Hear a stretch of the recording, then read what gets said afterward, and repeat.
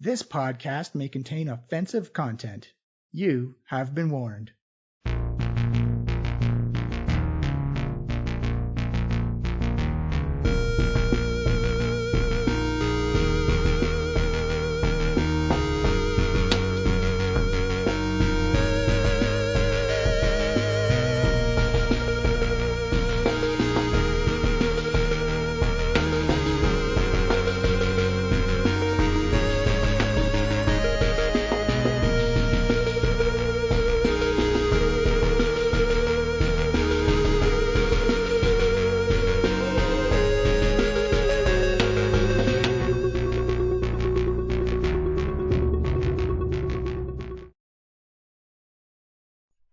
Hello everyone, and welcome to the Diecast podcast. I am your host and DM, Johnny, and welcome to Season 7, The Shadow Menace. Now, before we get started, I want to thank our sponsors, the lovely people at the Storytelling Collective. And if you haven't heard already, the Storytelling Collective is an online program that helps aspiring narrative designers create their first tabletop role-playing game adventures and help them enter the gaming industry. Now, it's December 1st, which means everyone who's been working hard this November on their winter session to create their TTRPG modules and adventures, they're getting ready to put them up on the DM's Guild and Drive Through RPG, so go check them out. There's going to be some really awesome and creative stuff there. Their winter session is done, so you have some time before their summer session kicks up. If you wish for more information, you can follow them on Twitter at StorytellingCole, C-O-L at the end. Give them a follow, or you can check out their website at storytellingcollective.com. You'll have all the information you need. They have information on the 3 different streams that they have. Go check it out. It is super useful. I've been doing my online course for how to market your TTRPG. There's not a lot to say this week because it was creating my plan and how I'm going to piece that together. So it's not so much of a sharing experience as it is just thinking and doing the work. And that's essentially what I've been doing, but I've been enjoying it. I've been having a lot of fun, and oh, have I been learning so much. So again, go check them out at storytellingcollective.com and follow them on Twitter at StorytellingCole, C-O-L at the end. You'll be glad you did. Give it a shot. When summer comes around, I highly suggest take the dive. Go do it. Learn some new skills. Refine some old skills. You're going to have a ton of fun. That's pretty much it. We're jumping right back into the Enchanted Forest. Again, you can follow us on Twitter at Diecast Podcast. Please follow us. It'd be great to see and hear from you. You can find us on our website at www.flyinglizardstudio.com. Any app that plays a podcast, on our Discord, on our YouTube channel. Those will all be in the post with links below. And actually, for this episode, if you have any questions about it, tweet us at Diecast Podcast on Twitter and just ask some questions. Because I feel this episode is gonna open up some can of worms, and I'm very excited for everyone to hear it. But that is it for me. Let's jump right into it. Wear a mask, get vaccinated, tell a loved one how you feel. I will see you next week. Hello everyone, and welcome to the Diecast Podcast, Season 7 of The Shadow Menace, where we have the Trollskull Trio wandering through the Enchanted Forest, and having gone through, Waywocket Sr., or Uncle Waywocket, has given the trio a quest, a task to find a certain number of books in the Wailing Archives. Used to be owned by a former lich who did not survive the death curse. You landed in the Enchanted Forest. You begin making your way through the wonderful world of boreal monstrosities, essentially. You came across a corrupted tree ant trying to dig something out from underneath another tree. Amalika took a big boulder to the face and got KO'd in one hit, unfortunately. Not a fan. But Uther, doing his full-on paladin thing, divine smote that thing into the ground with just a massive amount of damage. And you discover that they are digging at a little Sorial creature named Dragonbait, who talks via smells. And you traveled along. You came across a slimy, gooey swamp where you brew the Slime Witch, and she gave you some advice. You cut some deals. And you made your way out without having to sell your souls or trade your souls or any...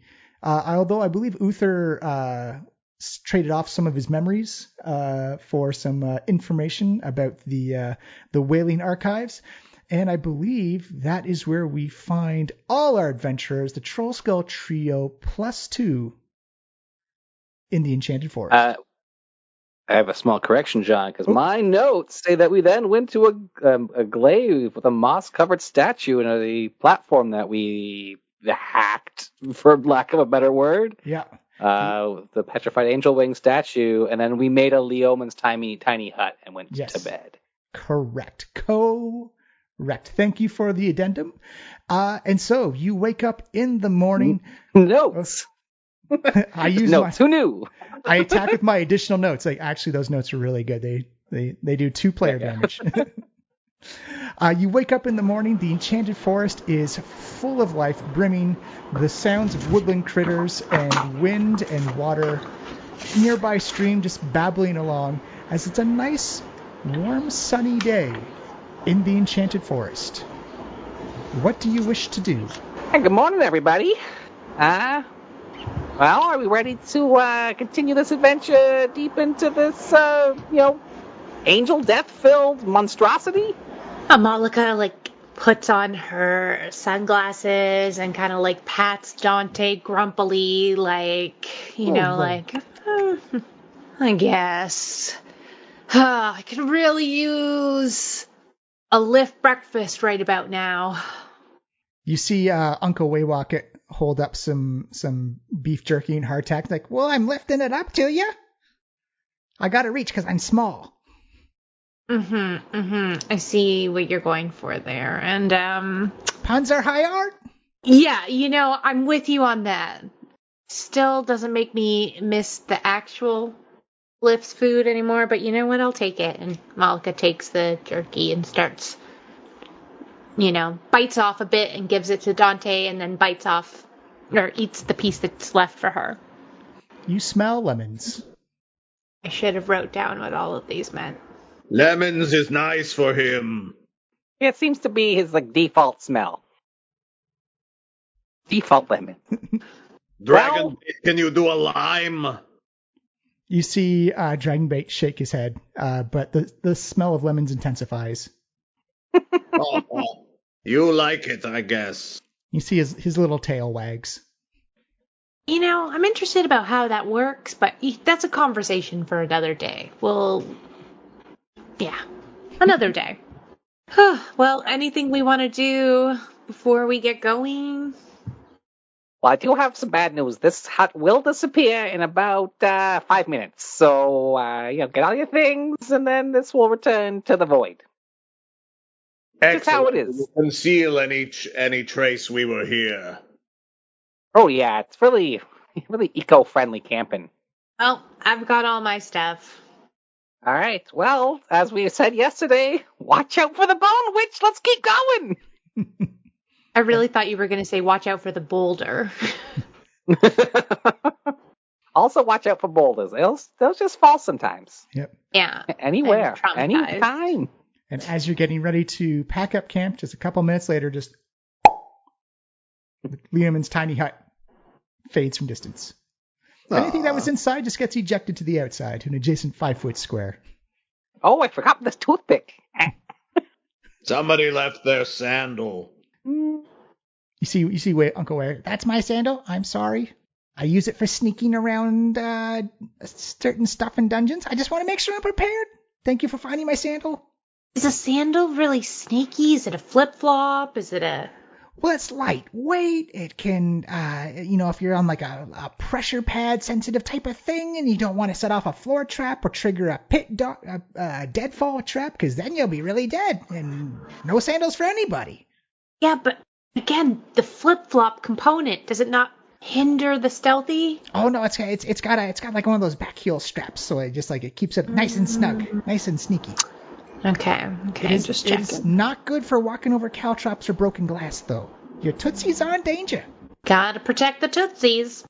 Also, can't bring them to a formal occasion. No, not appropriate. Yeah, they frown on that so much.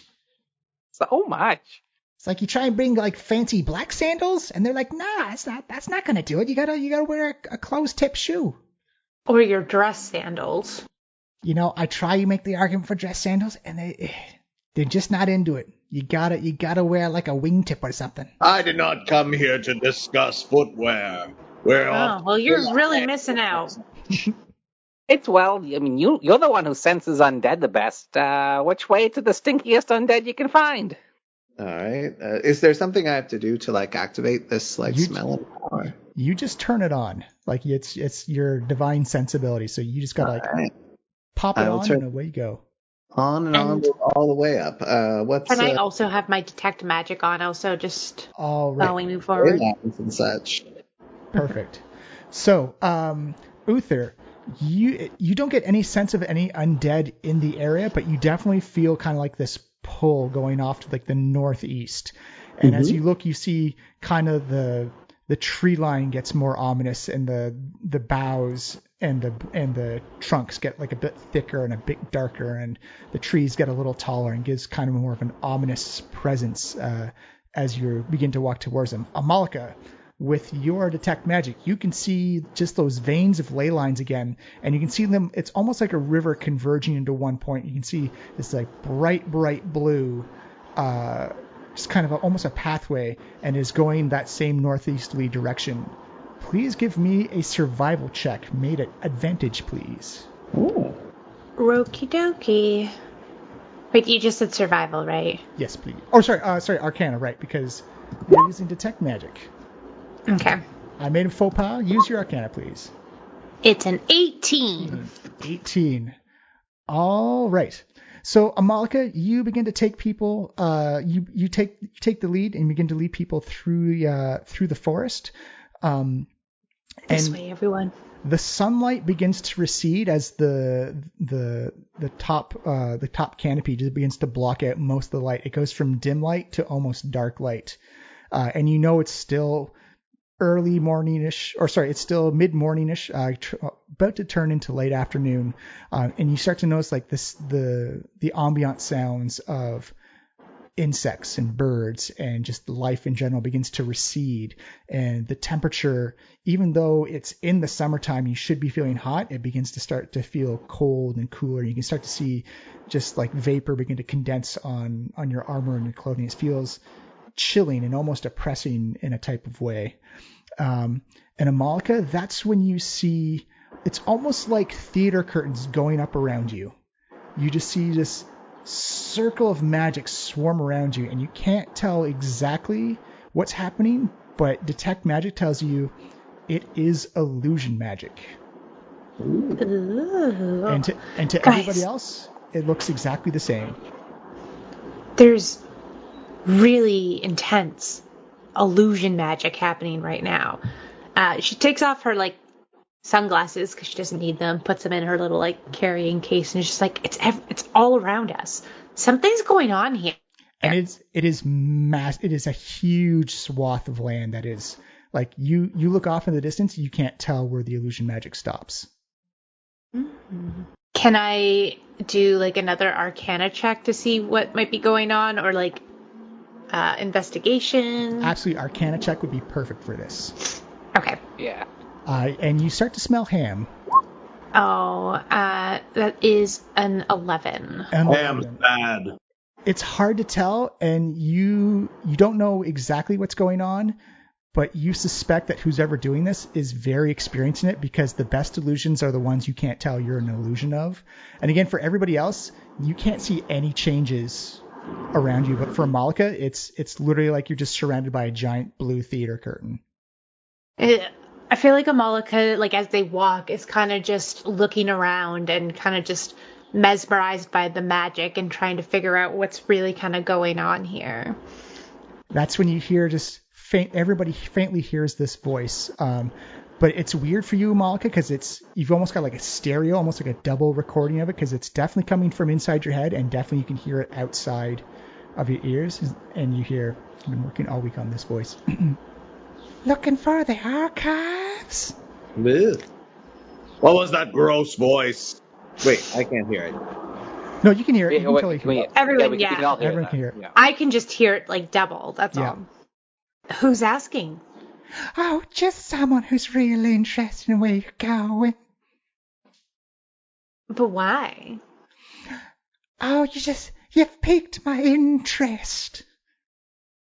Y'all look like an adventuring bunch. Y'all seem to go to the archives all the time. And what would you know about the archives? Oh, I know only the stupid people go there.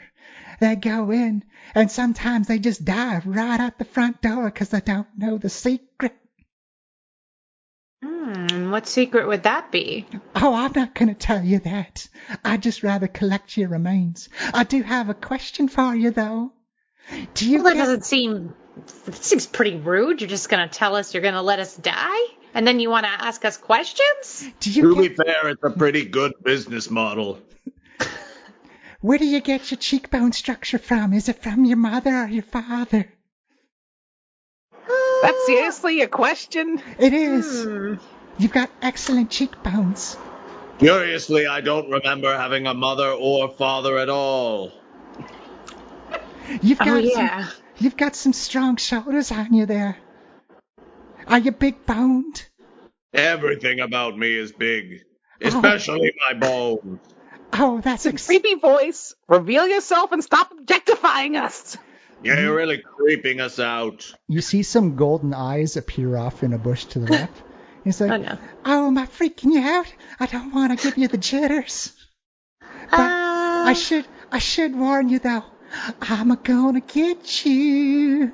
After we're dead, you mean? Do you mean our corpses or our alive bodies right now? A time frame would be helpful. You just gotta know, I'm gonna be with you all the way to the archives. Why? Googling makes it worse. I'm gonna get you. As you see the eyes blink away, and the illusion. Could you lead us there while you're being a weirdo? Maybe be a little useful. Just show us the way. It would help you loot our bodies faster. Amalka, the illusion fades.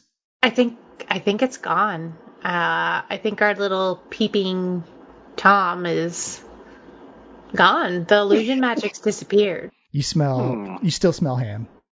I can't ham tell indeed, my friend. Ham indeed. He's like, so that was a bit unsettling. Should we be worried about that?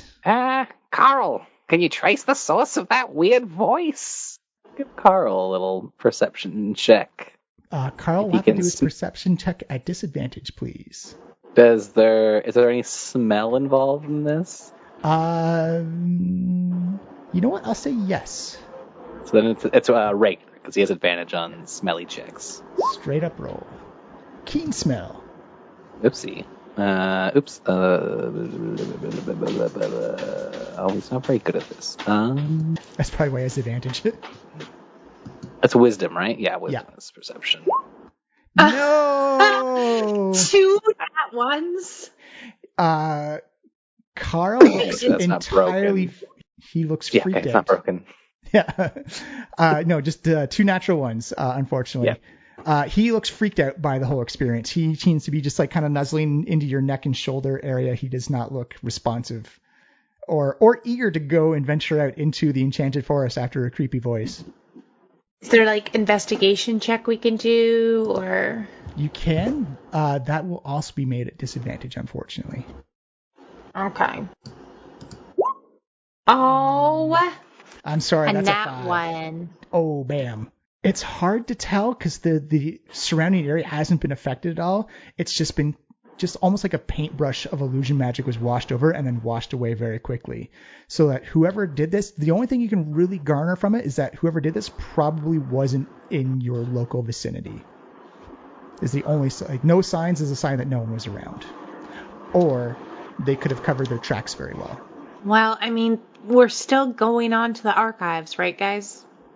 Yeah. Definitely. So, yeah, I'm going to assume that we're pretty close because, what weirdo would hang out far away from the archive when it's where they loot all the bodies? So, onwards and upwards. And, I'm not too worried with this guy. We know the secret of the door.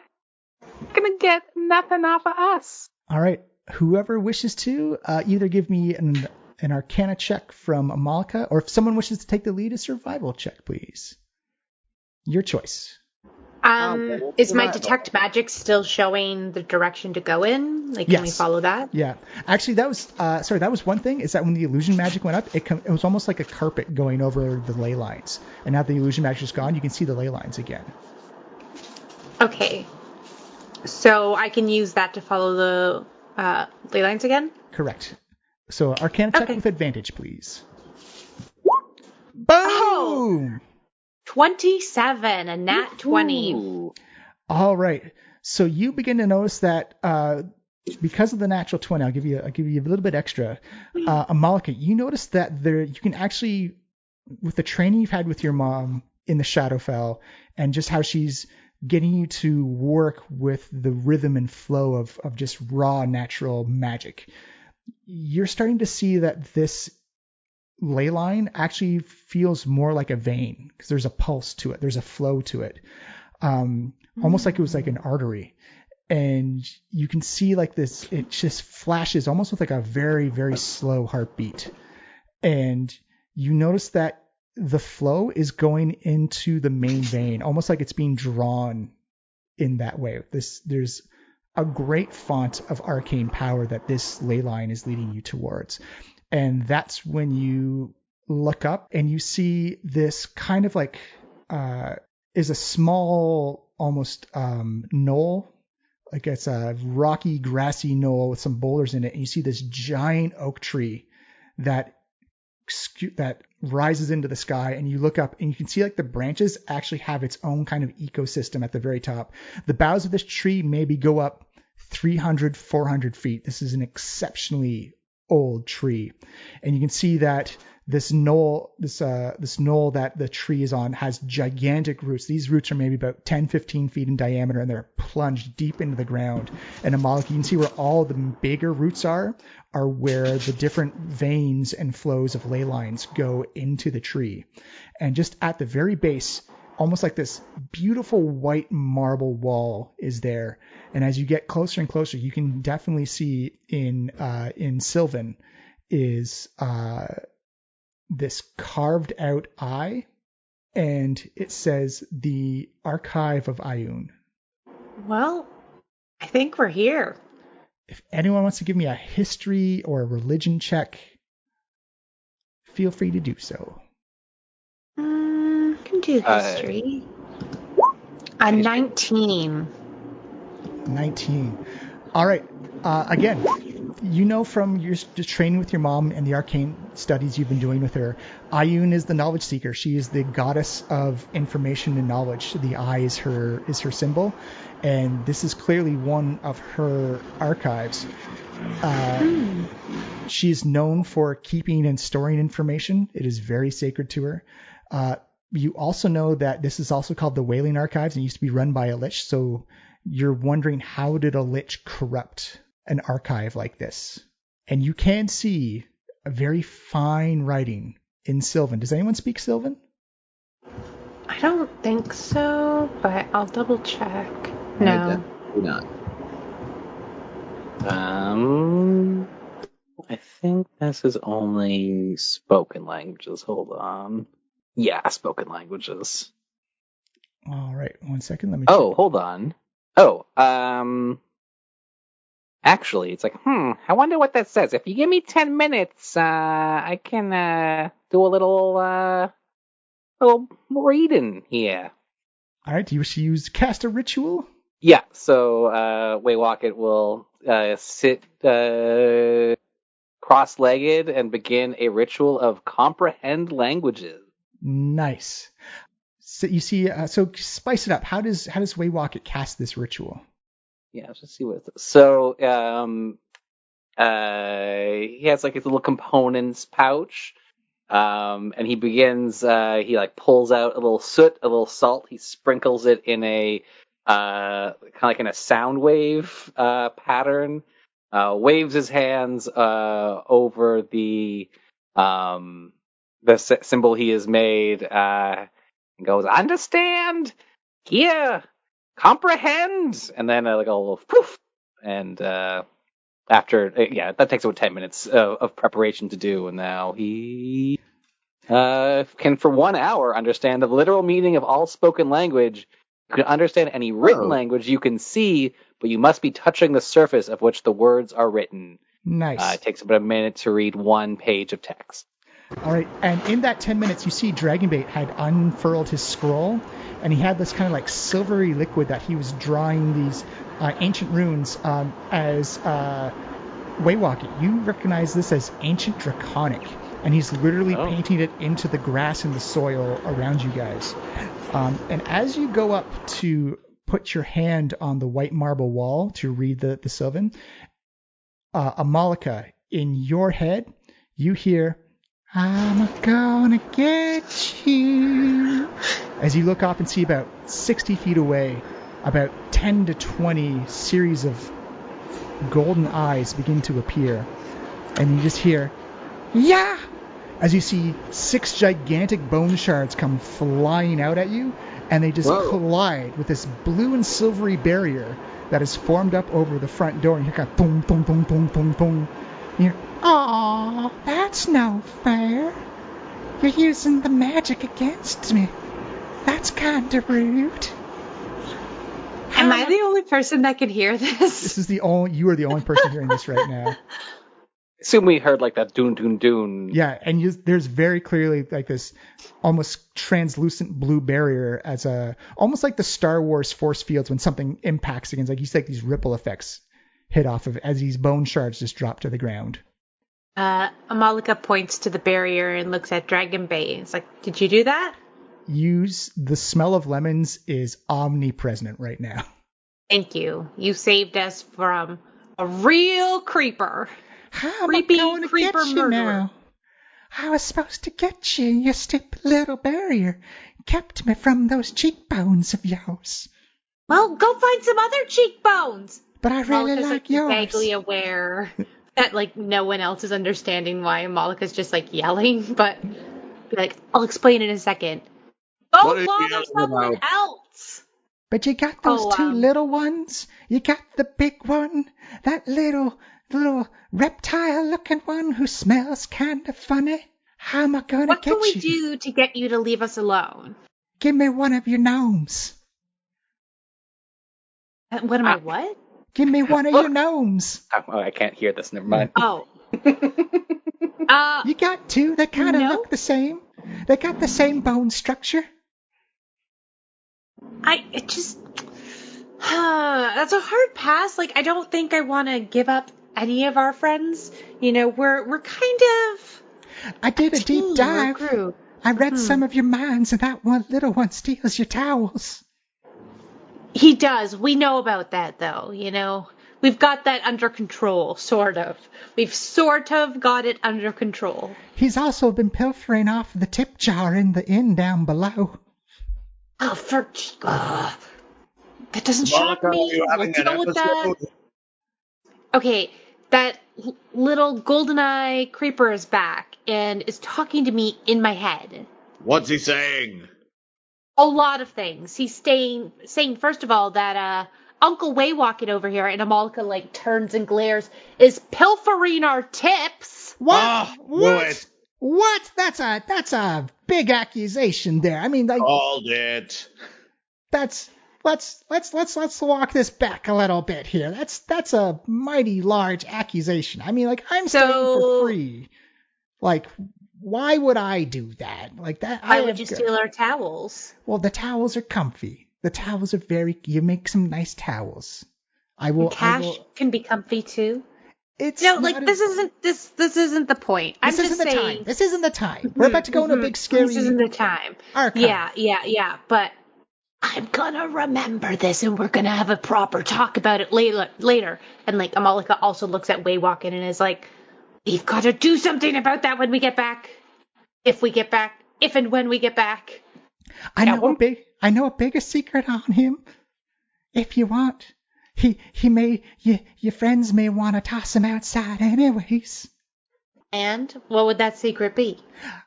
Oh, just between you and me, we gotta make a promise first. You're not gonna tell it right away.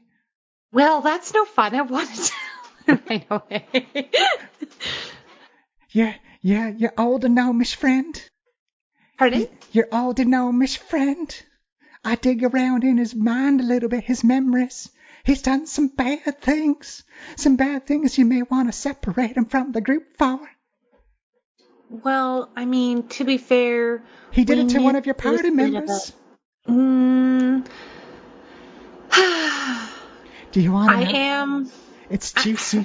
It's juicy like a What femur. do you want in exchange for this, for sure? I want one of your gnomes. Hopefully you'll toss him out. Did you say juicy like a femur? Gross. John's been doing some research. Watching a lot of true crime. I was already deep into the true crime before this. True.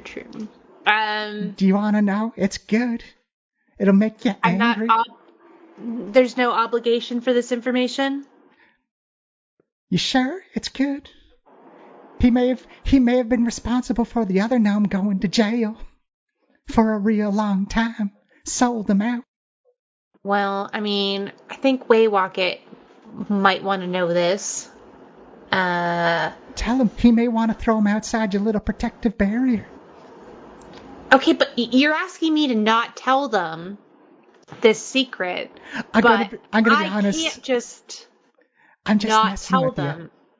I did a detect magic, or I did a detect memories, and I dug a little deeper than I thought I'd get. He's not very bright.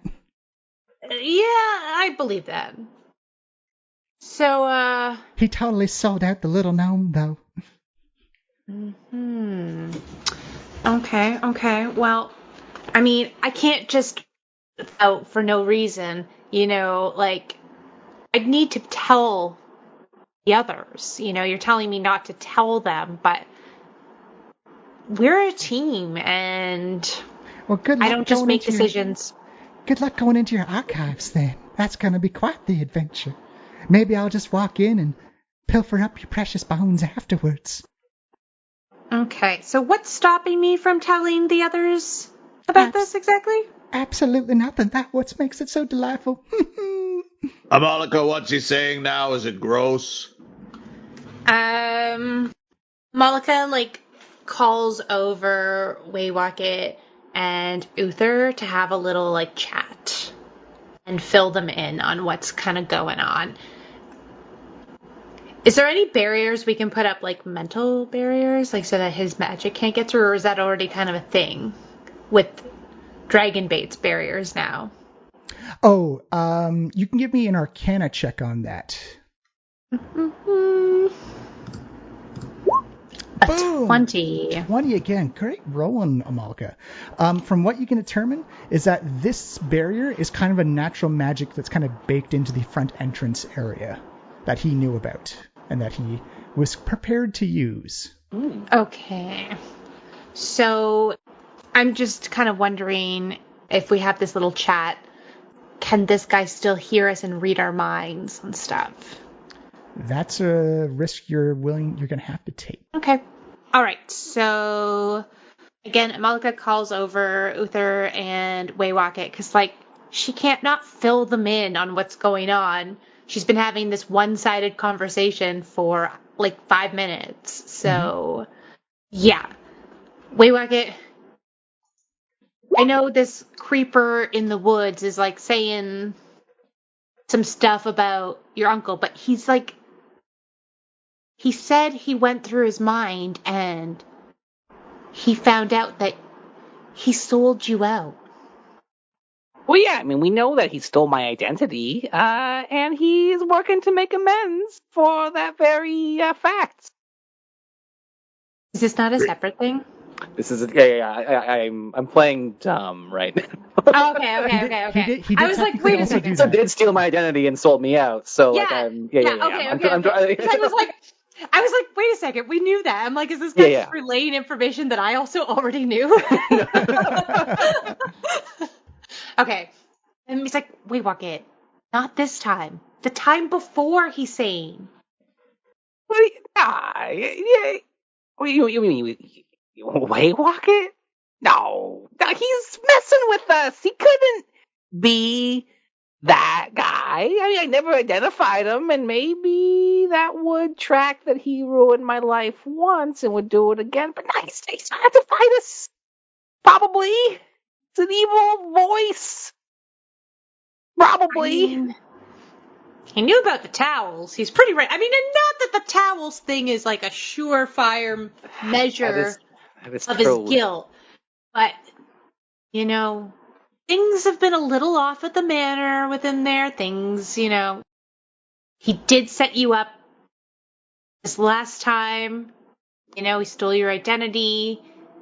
Is it worth having a conversation with him before we go in there and risk our lives? With that question, Waywalker will turn around and storm towards his uncle. He's like, "Uncle!" Your uncle is showing just like little like small like illusion magic minor illusions to Dragonbait, who's like kind of wagging his tail a little bit, and you smell lemons. It's like, yeah, Waywalker? I think it's time for a little family meeting. The creepy voice has revealed some very troubling information. And what do you have to say for yourself? This is your last chance. Give me an insight check. If you get a natural 20 on this, Miles. No, I rolled an 11, which is an 18 for Waywalker, as he is quite insightful. Wait, you have sorry, a 19 rather. It's a 19, sorry. Yeah. Oh. You see all the colors just drain from his face. He's like, what are you talking about? First you stole, well, sorry, not first. Most recently, you stole my identity. And before that, I spent a little time. And it wasn't quite a summer camp, if you know what I'm saying. Well, I don't think we ever had the money to send you to summer camp. No, but maybe you sent me to prison. I'll grab his lapels and shake him a little bit. Prison is free. You see him sweat. Let's see. He says, well, I mean, prison is like a very, and that does not, I'm going to say that doesn't get higher than your, gets very close, but does not get higher than your insight check. He's like, well, I mean, let's just walk this back a little. Let's just walk this back a little bit.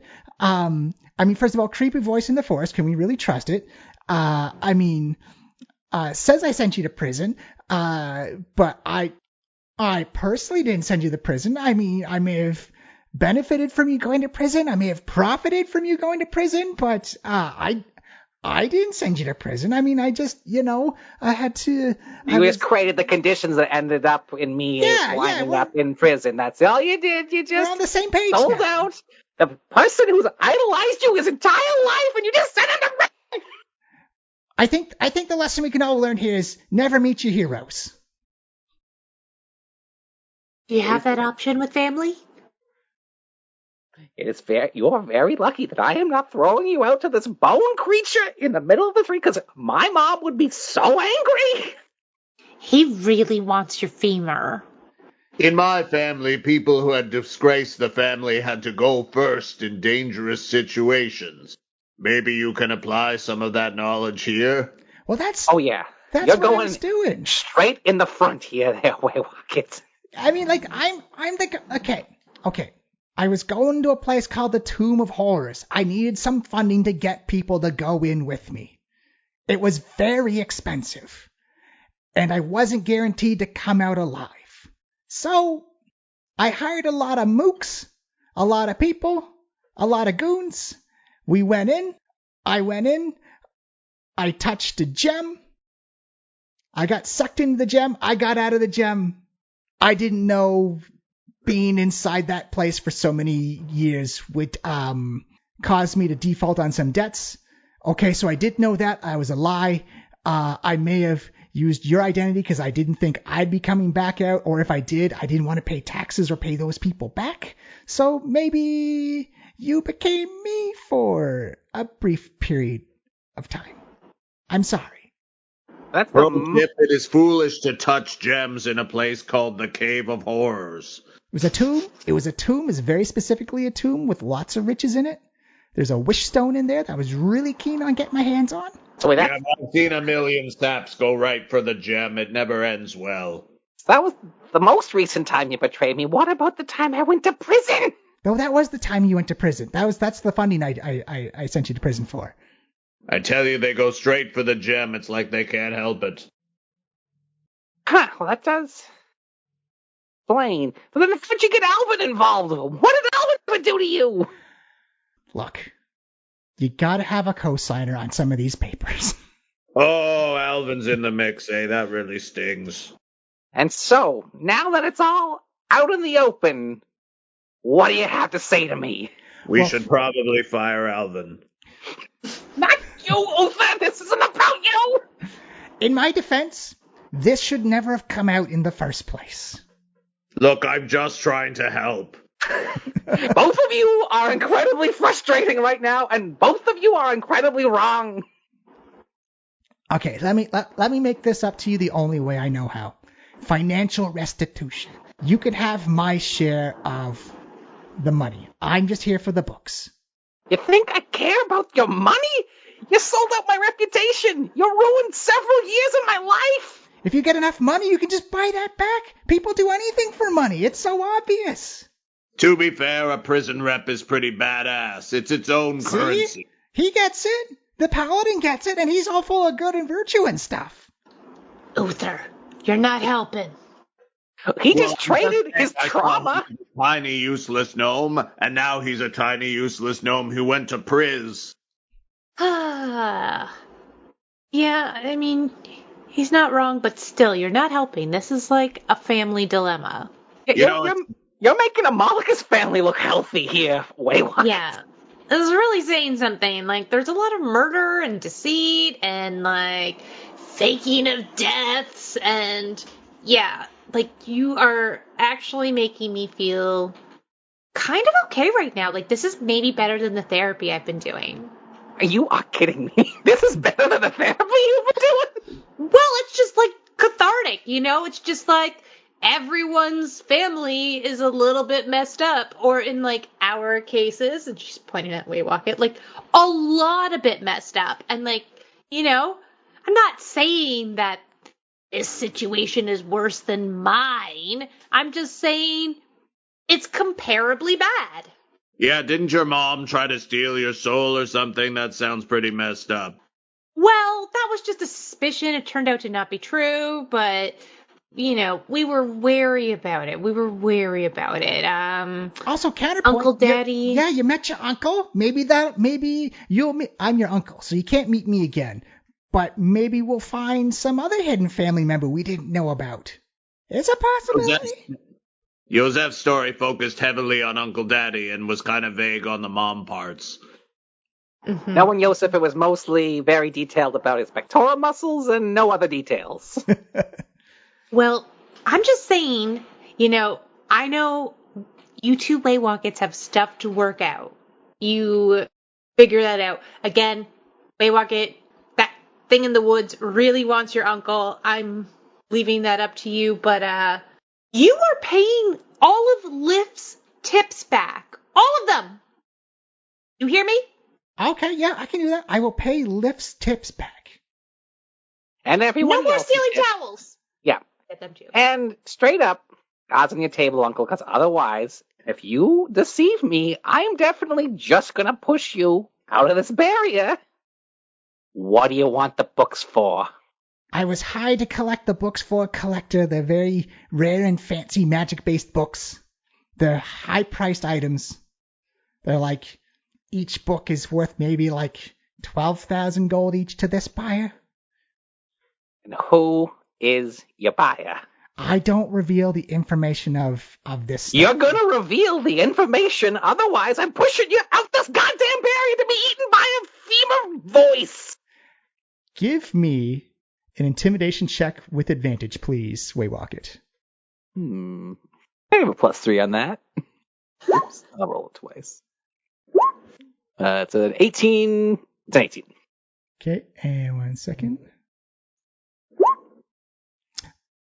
Oh, yes. So this is where the fun part begins.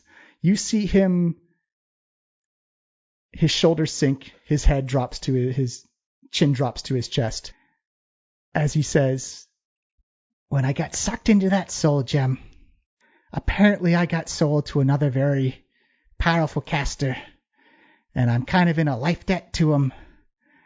I'm working for Manshoon. Manshoon's the person that wanted us to go out here. But my lord Joseph destroyed Manchun single-handedly. Yeah, no, you destroyed the snowman, Manchun. You didn't destroy Manchun himself. Yeah, we did know that.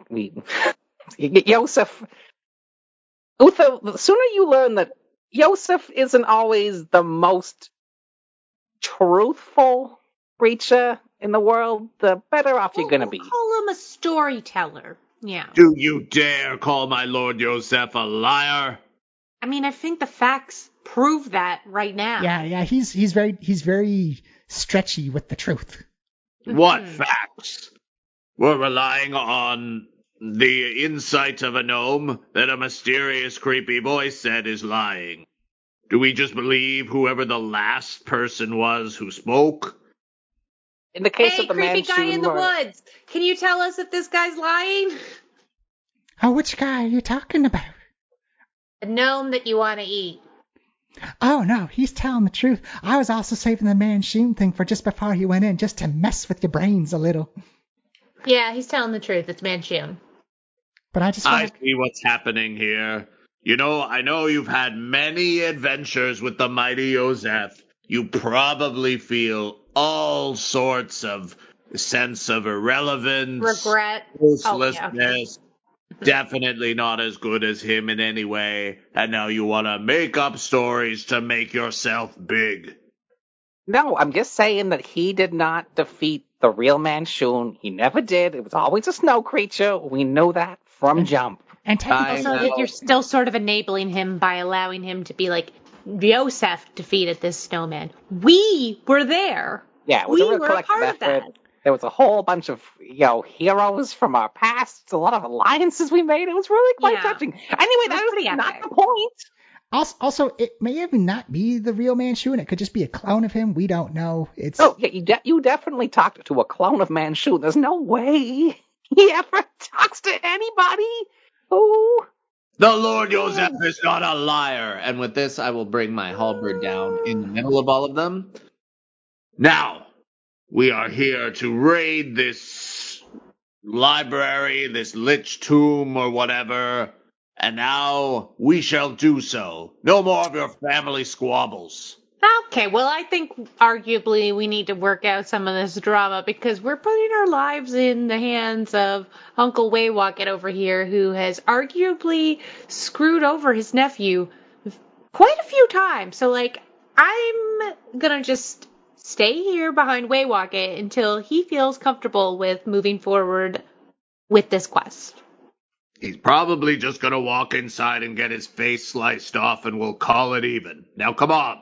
And I'm going to start striding towards. So what are we looking at here? Like sort of like a big chamber door? It's essentially a big white marble wall with an eye carved into it and some very faint silvery lettering on it. You actually don't see any indications of a door. Well, I'm going to poke at the eye. Oh, Here. hold on. Stop that. Yeah, there's that spell, Uther. There's a spell to get in, remember? Remember when you traded your memories for a clue about how to open this thing? I mean, I think there's something in the phrase, remember when you traded your memories. Say it back to yourself, you'll understand how foolish that sounds. I'll give you a point of inspiration for that one. That was good. Thank you. You remembered the after moment, just, not the memories. Yeah, this door can either be acted by daylight or moonlight. And I don't think we have any moonlight unless, Waywocket, you brought some moons. No, I was kind of waiting for nighttime and we could use your day glow type of thing, unless someone has like a moonfire spell or a moonlight spell, something like that. How about you there, Dragonbait? Know anything about the moon? You will smell brimstone. Well, I'm gonna say no to that question. All right. Wait, Bucket, are you good? Are you resolved here for now? For now, this is maybe twinging an opportunity here, because if you recall, Manshun did say he was going to destroy us all in a terrible fashion, and our families, and everyone would ever know us. He's doing a good job so far. I think there's a lot of discord right here. I think that's your own doing, though, to be fair. That is definitely your own doing. And I'm going to assume... I'm going to do a quick... would it be history or arcana to know about the Tomb of Horrors? History more than anything. Yeah. Let's see if I know about that. Yeah, you definitely know about Acererak, the legends of the Tomb of Horrors, and how deadly and dangerous, and how no one's actually ever come out of there, very few people have come out of there, and they've come out with some amazing riches, but a good 90% of the people who go in, you stop hearing about them forever. So I'm going to straight up assume that a soul with a good buddy Manshun, unless there was a third intermediate party there and they have like a group chat going. It's like, I don't know. All I know is I was inside a gem. I couldn't see out. And then I came out. I was in a weird cloudy plane, and Manshun was staying there saying, hey, look, I kind of own you now. I saved you. So it's either you work for me or I turn you into oblivion. And those were my choices. And if it's between oblivion and working for a big scary archmage, I'm going to choose the employment line every single time. All right. For now, we're going to look for those books. You can tell me which books those are, and then we're going to see how we can use that to defeat one of my good nemesis. Like, not my greatest nemesis. That's you now, by the way. Secondary Manshun, tertiary Jarlaxle, and then what about probably those a tie rats? for 4. What about those rats, though? Those rats are mean.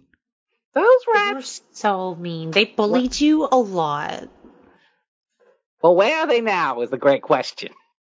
Where are they now? I mean, you didn't take care of them, to be fair, so... Joseph you did.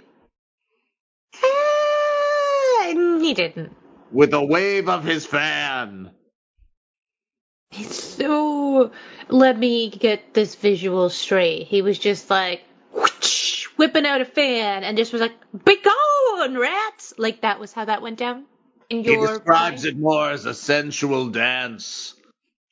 So he sexualized himself to get the rats to leave. Something like that. You know, it's better when he tells it. Mm-hmm. Also, that was a terrible Yosef impression. I mean, I've heard him. That sounded nothing like him, Amalika. Yeah, you're not helping. All right. He's like, I do have a list of the books, though. I do have a look. Okay. He pulls out like a small vellum scroll. He says, all right, we're going to need the personal journal of Lysana Baldur. That's the archlich that lived in there. A treatise on magic and the arcane. Summoning and Travel Between the Planes. And the Crystal Fortress, Volume 2. Why not Volume 1? I don't know. He just wanted Volume 2. Maybe the sequel's better. And how are you planning on getting these books back to him once you have them? Well, we're going to take the books out of the archives, and then I would deliver it to him. So you know where Manshun is. I know a meeting spot where Manshun is. Well, how were you supposed to contact him? I've got a... You see him kind of drop his head again, and you see him roll up his sleeves, and on his forearm, you can see what appears to be almost like scabs and scarring. And there's like this beautiful penmanship written in the forearm of Uncle Waywocket. He says, he kind of sends me messages through this. That is gross way to communicate. Does that not hurt? Like a lot? It hurts a tremendous amount. It's like burning gold gets burned into my arm. It's like molten metal just kind of like writes its way over, and then it starts to heal up, and it hurts a bit. The callousing is incredible. Huh. Well... so anyone interested, give me a medicine check. I don't know if I have... Oh, I'm actually really good at medicine. Oh, give it. 16. Amalika? Let's see. 11. Okay, so for the 16s, you can see in his arm parts, like it's starting to heal up and scab up now, but you can definitely, the penmanship is excellent, but you can definitely see the phrase written out, keep them out of Waterdeep until my work is done. What work? I don't know. I was just told to come get books. That's But all to he keep told. us out of Waterdeep. Well, I mean, So something's going down in Waterdeep. Yeah. So I this think whole quest was just a fake out. Well, I mean, like, he still wants the books. See? This is the one time when, had we listened to me and just stayed home and been like, nah, maybe we shouldn't go on this death trip, we would have actually saved the day. Maybe. Or maybe Trollskull Manor would have been exploded. I'll Or never this know. adventure wouldn't happen. Yeah. Hard to say. Okay. Oh, that's, well, troubling. troubling. Makes me not want to go into the murderous Death's Cave. But how? I guess we know how to get back, more or less. Try to follow our footsteps. Was this all a ruse? Like, is this, archive actually, what you said it is and all that? Or was this just a way to get us away from Waterdeep? When I was initially asked, it was to get the books, and then when we landed, he sent me the message last night just to, like, kind of keep us in the area. And I think we're kind of in a pickle right now because we're in a Lich's area where we can't, like, teleport out. So the Lich is still alive. Oh no. It's just like the lair is like, it's kind of like their zone of leave me the fuck alone. Just checking. I was just making sure on that. Oh no, that was confirmed that she did not survive the death curse. Okay. Huh. Waywocket, thoughts? Well, on one hand, we have made it all the way here. And maybe there's something in one of these books that would reveal his plan. On the other hand, maybe we should head back, but it's going to take us a couple days to get there, and we're already at the door. No one asked for my thoughts, but the Lord Joseph killed the wizard Manshoon, and we should proceed as planned. Don't forget about me. I'm still here. I'm gonna get you. That was only in Amalica's head. Yeah, that creepy thing in the woods is back to taunting us, by the way. It really wants to eat us. I'm sure you've been following this more or less here, Dragon Bates. I assume you are voting for going into this archive, and you do not want to join us on a journey towards Waterdeep to maybe kill a very ancient and evil wizard known as Manshoon. All right, you smell. That was a complicated ask for someone who can only reply and smell. You smell wood smoke. And then you see him kind of clench his fist up and puts it up against his chest. And he reaches out, he grabs Amalika's hand, and he grabs Waywocket's hand, and he leads you over to Uther, and actually grabs Uncle Waywocket's hand as well, and kind of gets everyone to, like, form into a circle as he looks at you and he nods, and you smell lemons, and he smiles. Love him.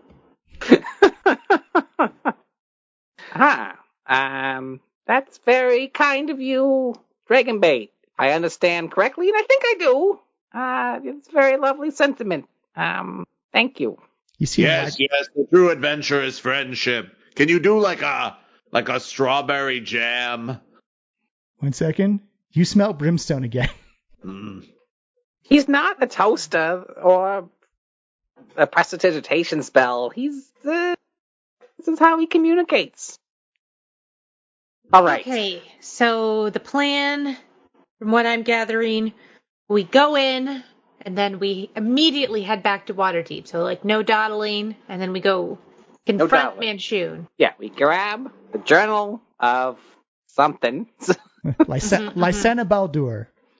Baldur. Crystal Treatise- something, Volume 2. Crystal Fortress Volume 2, a treatise on interplane travel. A treatise on magic and the arcane. Oh, magic and the arcane. Yeah. Summoning and travel between the summoning and travel between the planes, and the Crystal Fortress Volume 2. So there's 4 books total? Yes. Okay. And I imagine there's kind of like a card catalog in there. It should be easy to find. It's a big library. It's got lots of undead in there, but it's a big library of the undead. You know how liches operate. Do we? All right, well, while I still have this spell active, let me touch these letters. Oh, yeah. All right, and yeah, it says in Sylvan, or it translates to you, Waywalk it says, the entrance is always opened by the opposite spectrum. Moonlight at day, daylight at night. Yeah, looks like... Woe be to the souls of those who do not follow my heed. Okay. Woe be to the souls that do not follow my heed. Well, it seems that our friend Brew gave us the straight goods. Oh, that mischievous Brew, always helping people when she shouldn't be. You need to just shush. But it's all such a family talk. If you're involving my sister, I guess I got to be involved. I'll just wait out here until you're done on the inside. Your sister. Okay, so you are... It goes silent. And the eyes disappear. So this is Marta. Oh. Wow, my word. Now your creepy obsession with bones makes sense, Marta. Who's Marta? What do you say? Oh, right. It's the Bone Witch. The gold-eyed person in the woods is the Bone Witch. It's Brew's sister, Marta. Oh, sure, that tracks. I thought you were going to call me, like, a shit or something. No, that actually makes sense. Well, I feel better now that Marta's not watching us, so I guess let's stay in this protective bubble until it's dark, and then head into this creepy tomb and see what we can get. All right, how do you wish to open the door? Wait, is it later now? Oh no, it's like peak noon. Like it's the daytime is about noontime, but there is no sunlight coming through the canopy. Actually, everyone, give me a nature check. Okay. But we have no way of creating moonlight. Not so. I got a 13. 13. Amalika, you look up and see the canopy and realize that canopy on this big, massive oak tree is it could easily block out moonlight and sunlight at the same time. Okay. So how would we use that to our advantage then? Or disadvantage? Oh, Miles, you're muted. We can't hear you. No, I was whispering to myself. Oh, sorry. Sorry, my bad. Because it has to be the opposite, right? Yeah, and there are multiple solutions to this puzzle. Okay.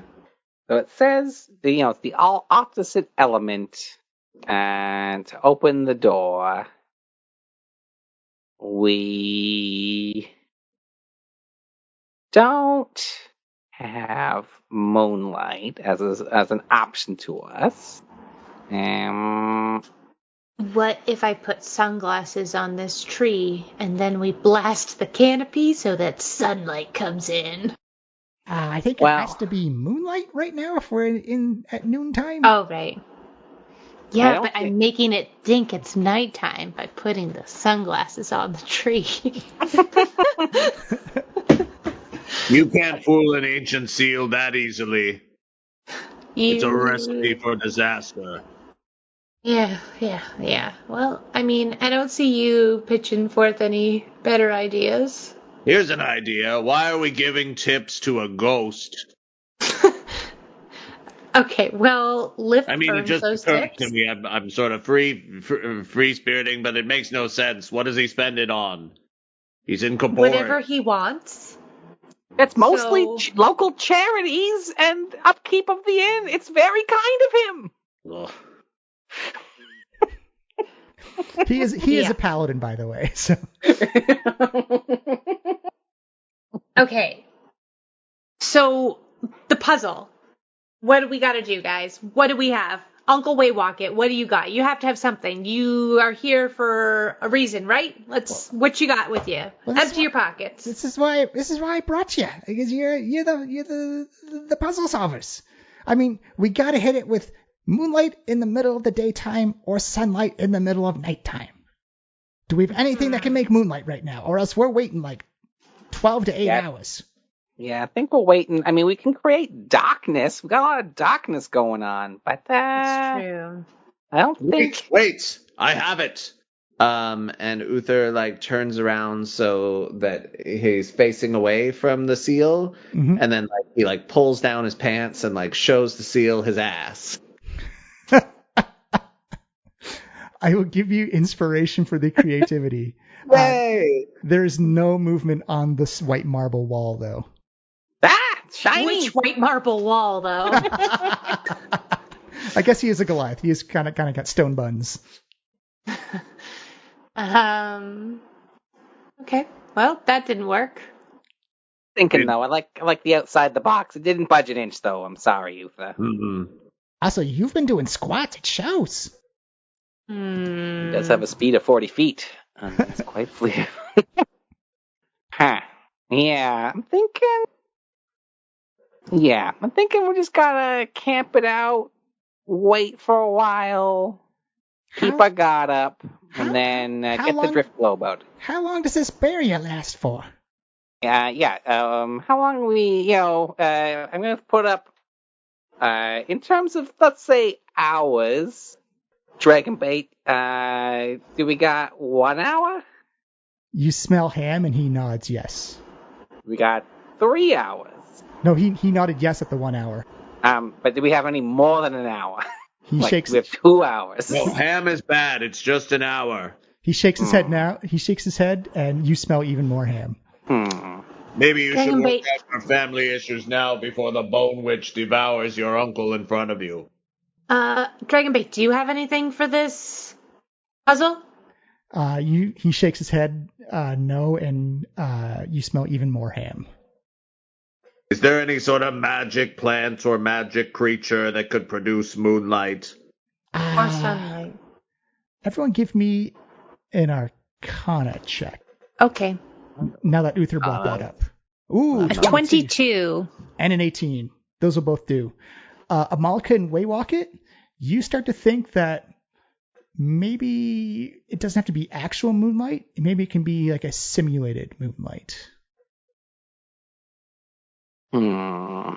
Simulated moonlight, which is what a spell is. It's not. It's conjuring it. So what else could conjure or create a darkness beam? Oh, Moonlight's not a darkness beam. It's quite a bright beam. It's quite a bright beam. I wonder. Metaphysical question about the world of Faerun. Yeah, go for it. In the world of Faerun, is the moonlight reflected from the sun, or is it like a special magic, whatever? It's actually both. Okay. Okay. Here's what I'm thinking. I'm with you. We cover the trees in darkness, but for a small hole in which we create a mirror to put the sun's light on the door. Okay. Do you think that'll work? Well, we got to do something about the canopy then, because there's no light coming down right now. Well, can we cast darkness, blast a hole in the canopy, and then do the light? What do I got here? Oh, You're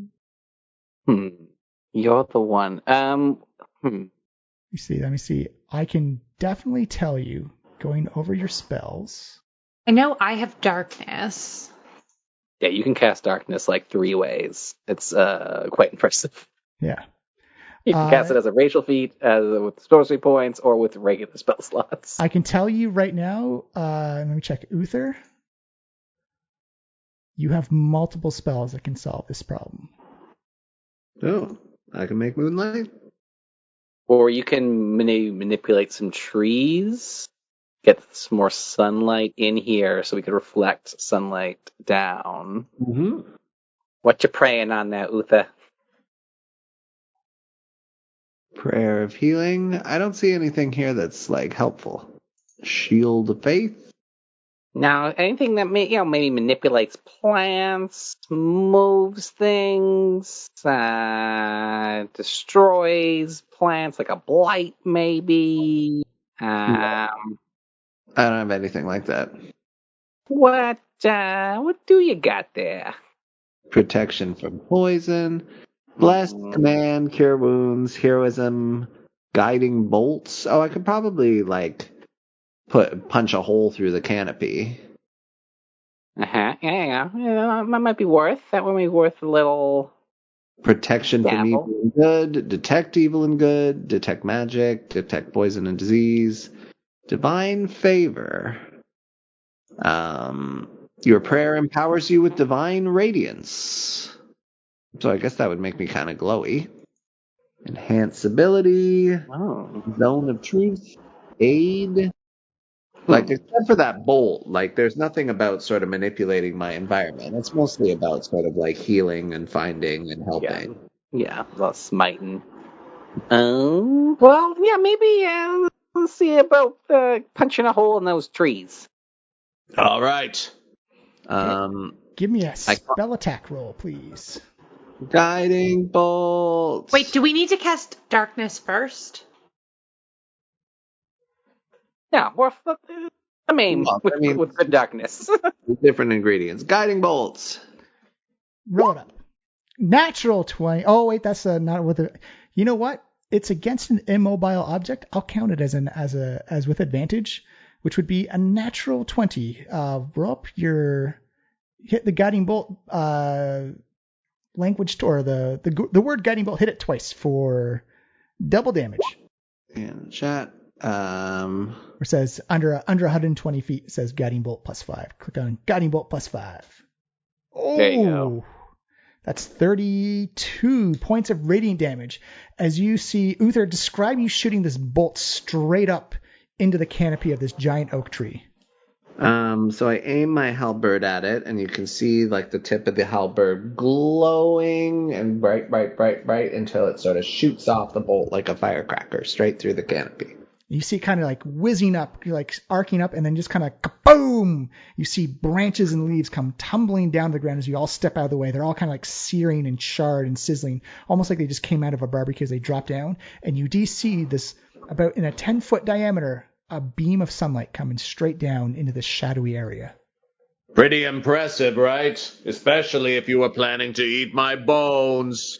Oh, right. Actually, sorry. The branches and leaves bounce off the top of this dome, this protection area, and just slide off. But the light comes right on through.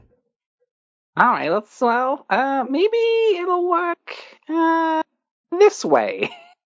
And can I cast? Let's see if this works. Although it's very small. Oh, whatever. Spells. And craft Minor Illusion. Mm-hmm. And create like a tiny moon that is like in that sunbeam that I try angle the light towards the door. All right, you angle the light right towards the door. You see these intricate sylvan symbols begin to crawl up from the ground and kind of like interweave and almost make kind of like this vine trellis type of arc. As you see, they all begin to shoot forward, and you see like these very mathematical symbols of triangles and circles that they begin to spin around in the middle of the door. As you see, the whole door just goes, and there's a black void, which all of a sudden you see this little swirling, almost like a snow cone of mist comes swirling out and creates this gigantic blue mist portal as you see this eye appear out, and this wicked blue light comes and just kind of scans, and it just kind of like almost Eye of Sauron like looks at all of you and scans you all over and detects the moonlight as it disappears. And you just kind of feel like this draw of almost like you're caught in a flow of a river as you're being drawn towards this misty portal. Well, you know what they say in a lich situation, go to the blue light. They don't say that. No one. They don't say that at all. I've seen many lich tombs. They've never said that before. No, I was hoping that inspiration would come. To see if it's safe. And with that, I grab Uncle Waywalk by the scruff of the neck and toss him into the portal. As he disappears. Are you still alive? Yeah, I don't think sound's going to penetrate that there, buddy. But, well, as I said, my mom will be very mad if I do murder him on this trip. So, here we go. And I plug my nose and head in. Kind of like I'm jumping in water. See where I'm walking? As he disappears as well. Amalika looks at Dragonbait and is like, want to jump in together? You see him hold up his hand and you smell some lemons. And she grabs his hand and they both jump in. It is just Uther standing outside. So, you gonna join your friends inside, or can I taste those tasty bones of yours? They told me lies about my Lord Joseph. You shouldn't join them then. Maybe you should just wait for that little dome to drop and you can be all mine. I'm tempted, but all this tittering you do gives me a real creepy feel. And I run into the... Thank you. As you see Uther... Wasn't a compliment! As you all feel this cold rush of you're just going through this misty corridor, and you all land, and it feels like a very sterile environment. There's like this big, bright orange carpet. Actually, let me show you the map. Ba-ba-ba-ba. Ba-ba-ba-ba-ba. Drag the players over. Bop. And there we go. As you all find yourselves dropped right there, and you are in this massive hexagonal structure, or sorry, I guess that's a octagonal structure. As you see three giant bronze statues holding up an eyeball that's kind of like glowing and being mystical of its own energy. As you see, it's got this weird beige off tone, and everything feels very sterile. As you see two giant research tables on either side of the statue and two platforms at the back of the room. And as you look up, you can see there's about 5 or 6 floors of these. All these floors mirror each other as they go up. I realized as I was making this, I was trying to do the Toronto Reference Library, and then goddamn Loki came out and stole my idea for the TVA. You can still use it. I am. I was like, damn it. And as you look at the tables, you see a series of ghosts doing research at various books. As you all land down, boom, boom, boom, boom, boom, boom, very softly and very gently. But you see this one very beautiful, translucent elven ghost turn around and just go, shh. And that's where we're going to end it for the night. And congratulations, you've gone up a level for solving the Enchanted Forest and the puzzle. Woo-hoo!